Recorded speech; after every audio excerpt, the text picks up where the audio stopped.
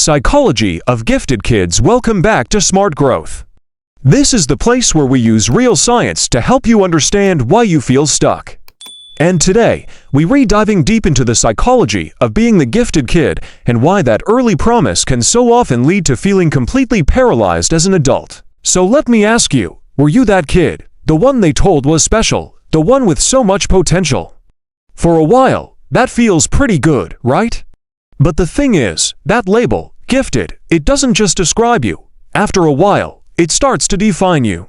It becomes this core part of your identity, this promise that you feel like you have to keep. And for so many people, that promise eventually just feels like a punchline.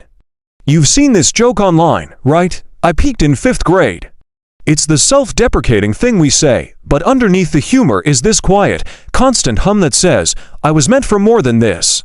And you know, on the surface, things might even look fine. You might be getting by. But inside, there's this deep disconnect, this persistent feeling of being mentally and emotionally exhausted.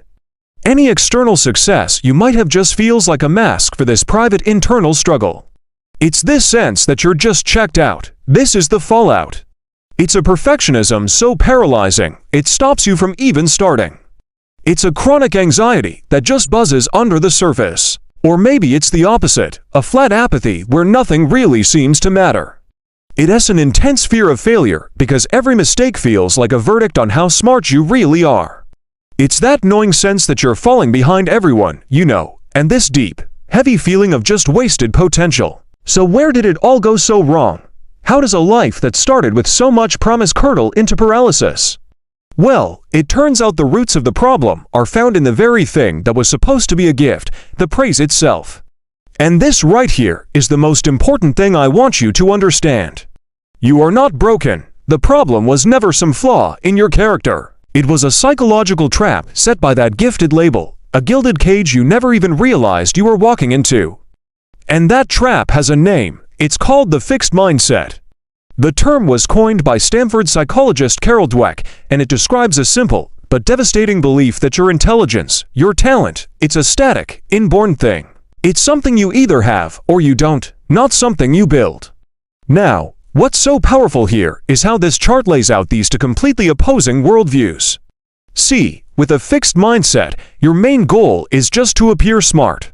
So you avoid challenges because they carry the risk of exposing your flaws. Effort starts to feel like admission of weakness. Like, if you were truly gifted, it should just be easy. And feedback, that feels like a personal attack. The growth mindset, on the other hand, flips all of this. Challenges become opportunities, effort becomes the tool for mastery. And feedback is just data. Does that sound familiar? I mean, this is the shield of the fixed mindset. It's what Dweck calls a low-effort syndrome.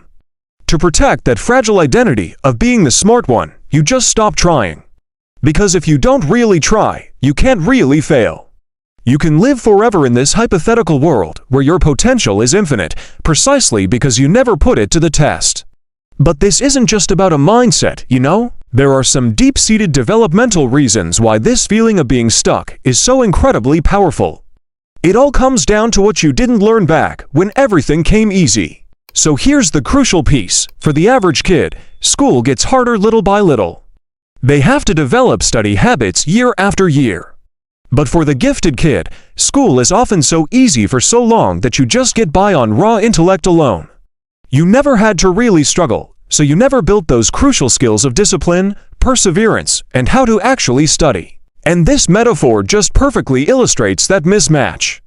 You've got this high-capacity intellectual engine, capable of incredible speed. But the skills you actually need to control it, things like emotional regulation, executive dysfunction, and the ability to handle frustration, they're all underdeveloped. You got all this horsepower with no way to safely get it on the road. Psychiatrist Dr. Alok Kanogia, who you might know as Dr. K, has this really powerful analogy for this. He says that for the gifted person, living up to your potential is like being tasked with building a mansion. We assume being gifted should make life easier, but let's be real. Building a mansion is infinitely harder than building a shack, so here's how it works. Society hands you the blueprint for that mansion. That's the gifted label, but you are never taught how to build. You don't have the study habits or the resilience. So you put in the same amount of effort as your peers who are building shacks. But all you have to show for it is the foundation of a mansion. You look at their finished home and your unfinished foundation, and that vast space between expectation and reality, that gap gets filled with shame. Deep, paralyzing shame. Now, I know this all sounds pretty bleak. But understanding the trap is the very first step to dismantling it. This is not a life sentence, there is a path forward. But it's going to require a radical shift in how you see things. So the question becomes, how do you escape this prison you were unknowingly placed in? How do you finally let go of this idea that your innate talent is the most important thing about you? It's a very deliberate process for steps to rewriting your internal code. First, you have to stop comparing.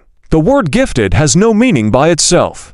It only exists in relation to other people. Second, detach your self-worth from your achievements. The only way to close that shame gap is to lower the crushing weight of your own expectations. Third, you have to reframe what failure even means. It is not a final judgment, it is simply information. And finally, and this one is critical, shift your focus from the outcome, the what, to the process, the how. YouTuber Jin Kwan summarized this feeling of liberation perfectly. When you let go of the need to be special, you finally give yourself the freedom to be a beginner again. You give yourself permission to struggle, to put in the effort, and to, actually grow. So let's be crystal clear about this. Your struggle is not some personal flaw. You are not lazy, your brain is not broken. You were handed an impossible task to build a masterpiece with no training, no tools, and no instructions. The burnout you feel was a predictable, logical outcome, and that leaves us with one final question. What if you let go of the mansion? What if you just accepted being average? What could you actually accomplish if you finally gave yourself permission to start small, to learn, to build, and to maybe, just maybe, be okay with a shack? If this video made you feel seen, hit that subscribe button and join our community of people learning to build, one small step at a time.